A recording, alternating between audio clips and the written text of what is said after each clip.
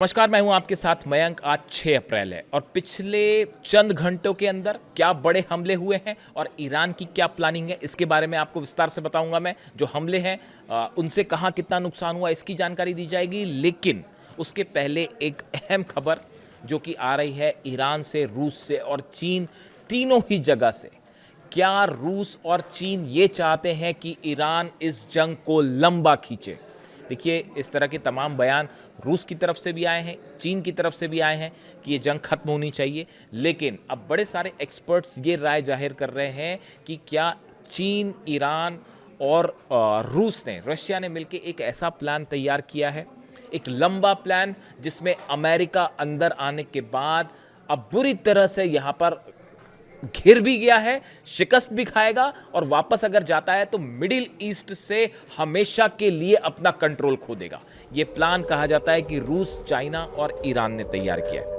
देखिए, Donald Trump ने Iran को जो अल्टीमेटम दिया है वो आज रात 8 बजे खत्म हो रहा है। ट्रंप ने कहा है कि अगर आज रात 8 बजे तक ईरान की तरफ से हॉर्मूज नहीं खोला गया तो उसका नतीजा होगा ईरान पर भयंकर हमले। अब ईरान ने भी इसका करारा जवाब दे दिया है।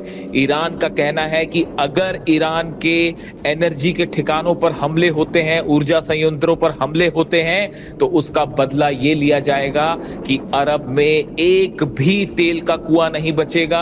अरब में जितने एनर्जी सेक्टर्स हैं, एनर्जी से जुड़े संस्थान हैं, सबको उड़ा दिया जाएगा। यहां तक कि अमेरिका की जितनी आईटी फर्म्स हैं, जितनी मल्टीनेशनल कंपनियां हैं, सबके ऊपर आज रात 8 बजे के बाद से मिसाइल हमले शुरू हो जाएंगे। यानी इसीलिए कहा जा रहा है कि इस जंग में आज बड़ा टर्निंग पॉइंट साबित हो सकता है और आज का दिन कयामत का दिन और आज की रात कयामत की रात साबित हो सकती है। अगर बड़े हमलों की बात की जाए तो देखिए, यूएई में जेबल अली पोर्ट पर इजराइल के जहाज पर बड़ा क्रूज मिसाइल अटैक हुआ है, जिसका नतीजा यह हुआ कि इजराइल का जहाज धू धू कर जल रहा है, जिसकी तस्वीरें अब सामने आने लगी हैं। वहीं बहरीन की बात की जाए तो बहरीन में बापको रिफाइनरी के ऊपर बड़ा ड्रोन अटैक हुआ है और जिसका नतीजा है इसको बड़ी तबाही हुई है, यहाँ पे बड़ी क्षति हुई है और पूरी तरह से ऑयल प्रोडक्शन रुक गया है। और जो तेल डिपो है बहरीन का, सबसे बड़ा तेल डिपो जहां से लाखों बैरल ऑयल जो है इस बापको रिफाइनरी से सप्लाई होता है, वो पूरी तरह से ठप हो गया है। इसके अलावा कुवैत की बात करें, कुवैत पर पावर प्लांट्स पर हमले हो रहे हैं, ऑयल प्लांट्स पर हमले हो रहे हैं, शुएबा कॉम्प्लेक्स के ऊपर मिसाइल अटैक हुए हैं, मीना अल अहमदी ऑयल रिफाइनरी के ऊपर ड्रोन अटैक हुए हैं और शुवैत तेल कॉम्प्लेक्स के ऊपर भी मिसाइल गिरी है।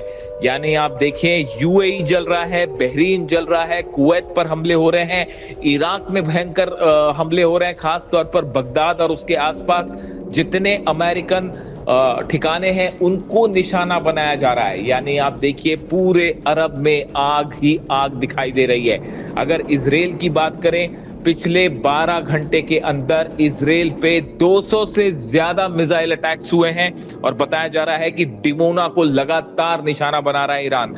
जिस तरह ईरान के न्यूक्लियर साइट्स पर हमले हुए, बुशर पर हमला हुआ, अराक पर हमला हुआ, अर्दकान पर हमला हुआ, इस्फहान पर हमला हुआ और नतांज पर हमला हुआ, उसका बदला लेते हुए लगातार ईरान जो है वो डिमोना पर मिसाइल अटैक कर रहा है। डिमोना में इजराइल का न्यूक्लियर सेंटर है और अगर एक भी मिसाइल डिमोना पर गिरती है तो उसका नतीजा ये होगा कि भयंकर रेडिएशन हो सकता है। इसके अलावा अगर आप बात करें, देखिए लगातार इस तरह की खबरें आ रही है कि एक बार फिर ग्राउंड ऑपरेशन की कोशिश हो सकती है ईरान में। देखिए, ईरान में जिस तरह से दूसरे पायलट को अमेरिका ने बचाया, भले उस पायलट को बचा लिया, लेकिन उसका नतीजा ये हुआ कि इस ऑपरेशन में अमेरिका को अपने 5 फाइटर जेट्स गंवाने पड़े और ये बेहद ही महंगा ऑपरेशन साबित हुआ अमेरिका के लिए। अब बताया जा रहा है कि आज रात के बाद 8 बजे के बाद अगर ईरान ने शर्तें नहीं मानी तो अमेरिका ईरान के ऊर्जा के ठिकानों पर बड़े हमले कर सकता है, ऑयल रिफाइनरीज को निशाना बना सकता है और जिसका नतीजा ईरान की तरफ से बड़ा पलटवार हो सकता है। देखिए, कहा जा रहा है, इसी बीच खबरें इस तरह से ये भी हैं सामने कि बुशर के ऊपर लगातार जो हमले हुए उससे रूस भी खासा नाराज है। रूस की व्लादिमीर पुतिन की नेतन्याहू से बात हुई है और उसके बाद खबरें ये भी आई कि ईरान के विदेश मंत्री अब्बास अराक्ची साहब ने पुतिन से फोन पर बात की है। यानी देखिए बहुत कुछ डेवलपमेंट हो रहे हैं, बड़ी तेजी से डेवलपमेंट हो रहे हैं, लेकिन इसके बीच जो ये हमले हो रहे हैं इसने इस पूरे रीजन को एक बेहद खतरनाक मोड़ पर लाकर छोड़ दिया है।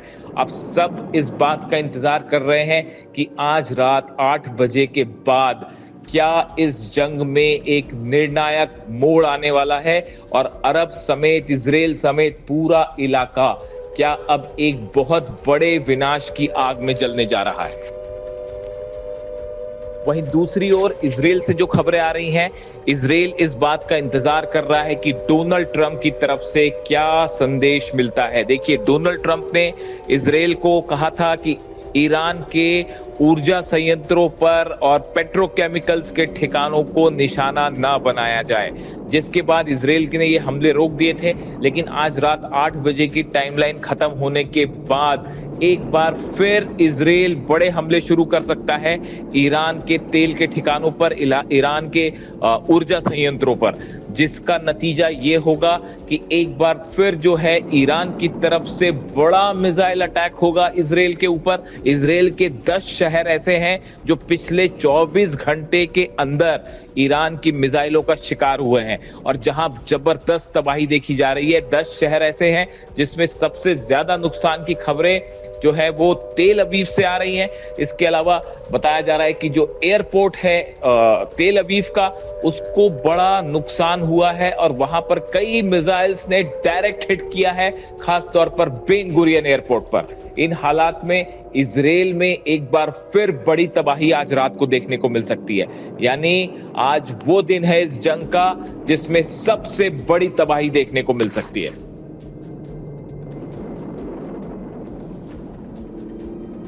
हाल ही में जो इजिप्ट है, उनके फॉरेन मिनिस्टर जो हैं ये गए थे रूस की यात्रा पे। ये 2 दिन पहले की बात है। उनकी मुलाकात होती है वहाँ पे व्लादिमीर पुतिन से और उनकी मुलाकात हुई वहाँ पे रूस के विदेश मंत्री लावरोव से।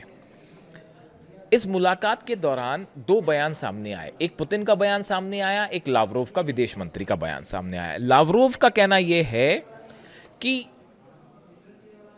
इस मिडिल ईस्ट को लेकर Lavrov stress that the issue is not Iran action but on going military escalation.